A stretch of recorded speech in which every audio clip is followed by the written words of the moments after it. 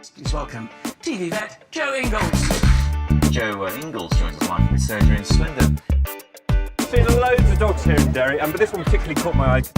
And to see us into the weekend, our friendly neighbourhood TV vet JOE Inglis. But if you've got any pet health problems, don't wait for the Animal Roadshow to roll into your town.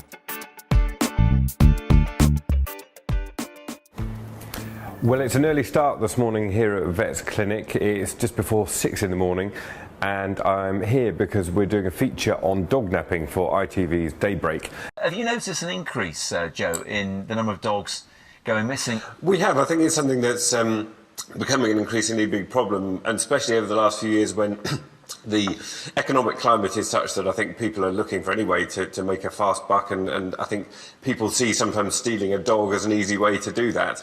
When Sarah takes Ollie for a walk, she puts one of these electronic collars around his neck. Here in Wales, politicians believe that dogs who wear these collars are likely to suffer if the collars are misused. As you can see, it's gone a bit barking crazy here in Brigg.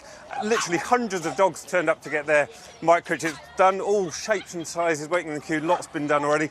Katie's just had her chip, hasn't she? And how was it for you? Oh, it was fine. She was calm. You know, she just laid there. No problem at all. I mean, it's quite a big needle, but she didn't flinch at all or anything. No. Excellent. And she's not a young dog, is she? So can you just explain why you've chosen now to get her chipped?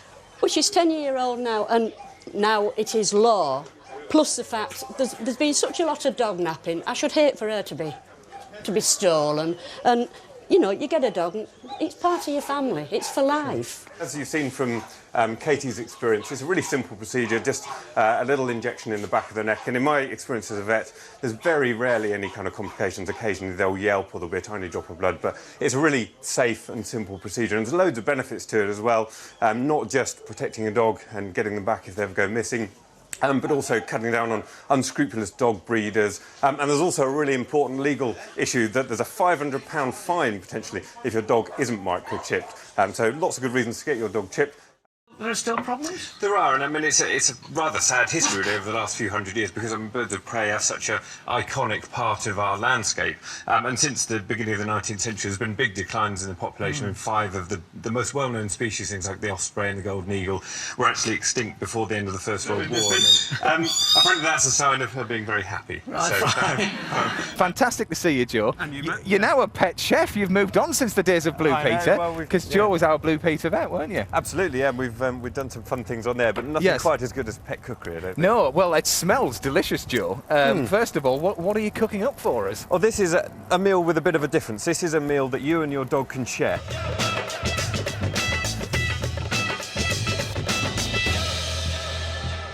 It's finally been worth the wait.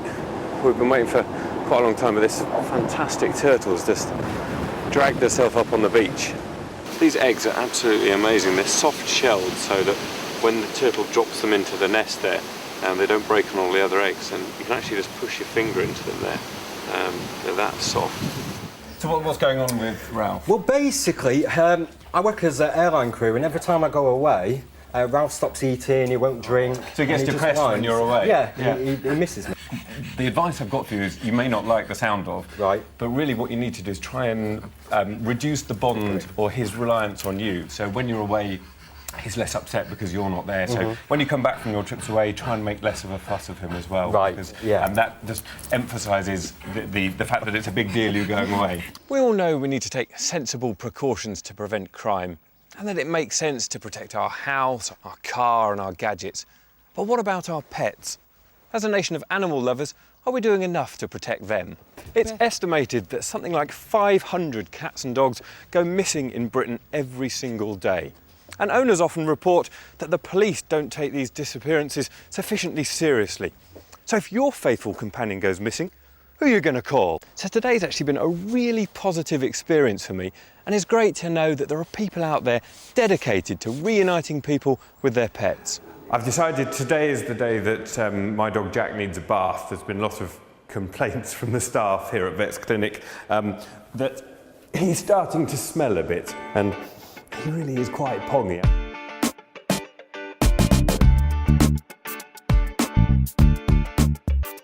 Jack, looking a lot better and smelling a lot better, and me looking a lot wetter.